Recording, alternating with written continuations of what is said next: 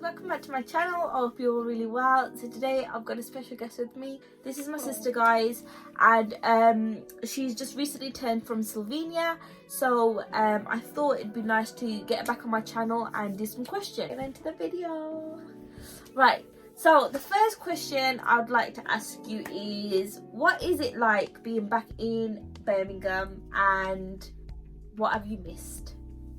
So I arrived like 3 days ago. Coming back to Birmingham, nothing really has changed for me. Honestly, it doesn't feel like I have even gone. Yeah, it doesn't feel like I've left the country, to be honest. Everything seems the same, just parts of my house is different, and yeah, all my family seem the same just because we Skype and everything like that. So it doesn't feel any different to me, like I'm just back at home again. So a little bit of a backstory: my sister moved to Slovenia when she was 22 years old and got married there to my brother-in-law now. She hasn't been back in the UK for nearly 2 years, so it's nice to see her back, and the reason for that is there's a whole load of different circumstances why she couldn't come here or we couldn't go there.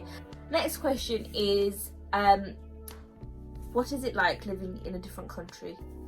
So honestly, it really broadens your mind being in another country. You learn to adapt first of all, and you put yourself in such a situation where you challenge yourself. Honestly, like, I have been to a country, I live in a country where English is not the native language, and to do things by myself and to get my independence, I had to go out my comfort zone and try to speak to people, try to learn a really difficult language, try to get to know the locals, especially because I live in the countryside and we were born in the city in Birmingham. Yeah. So going from that, in Birmingham, Georgesville. Oh yeah, let's go.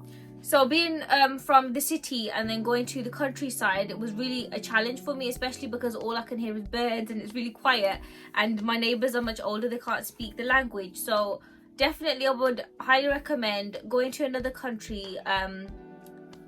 Really broadens the mind, but obviously do your research and everything before you go out anywhere, especially during this time. I don't think it's like viable to travel as much, but yeah, in the future I hope to travel even more, and I highly recommend going around the world to, you know, experience different cultures. And if you guys didn't know, I've never been abroad because I've got really bad travel sickness. However, my sister is always that person that tries to push me and says go out, even if it's just local, somewhere to like Paris because it's quite local to us, or somewhere local so that you guys so I can get the feeling of flying first and then obviously take it from there. Hopefully next year, and just, you know, getting over the fear of flying and the whole travel sickness issue. So it'll be nice to kind of see another country because I've never been. So yeah, I'm really excited. It feels like another planet. When I first landed on, when I first went to Slovenia, it really felt like I was on another planet because it was so different. So yeah, that's what I've got to say. Next question is, so what foods are not available in Slovenia that you miss having here? Well, what could I say? The first one that comes to mind, just because I had it for breakfast, was baked beans. But someone did tell me, someone kindly reached out to me from one of my subscribers on my channel. They told me you can get baked beans in Lidl in Slovenia. It's just I haven't found it yet, but you can get it. It's a bit expensive, but you know, it's worth it because there's nothing like baked beans.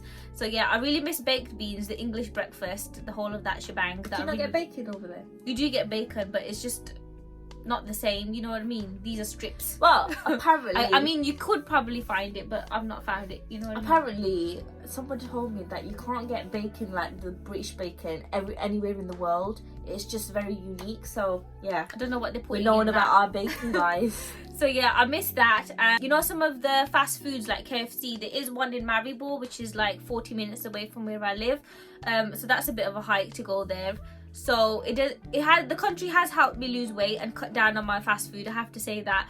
But yeah, I really do miss all of these takeaways that you can get and everything like that. They are available in Slovenia, but you know, it's not the same and not what I'm used to.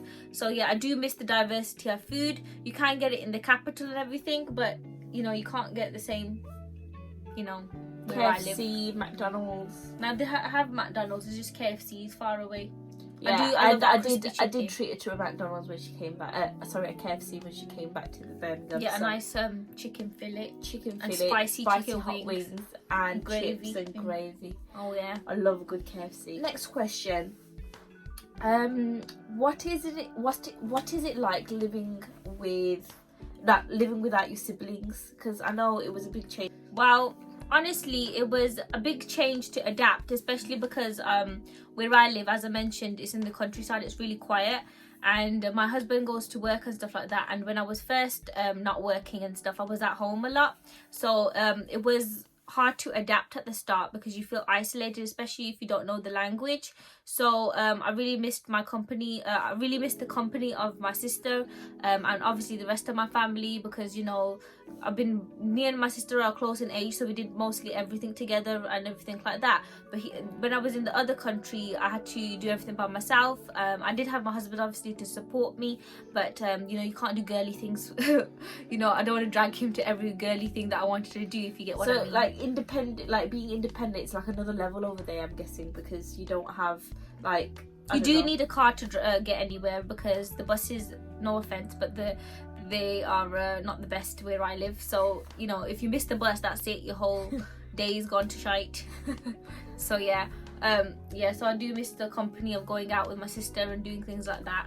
Okay guys, so my final question is there any advice you'd give to somebody that is looking to settle down in a different country, or just wanting to move to a different country, and what are things that they need to be aware of? Okay, that's a really good question, because obviously during this period in time, you shouldn't really be traveling unless it's essential, as they mentioned before, and there's travel bans and everything like that.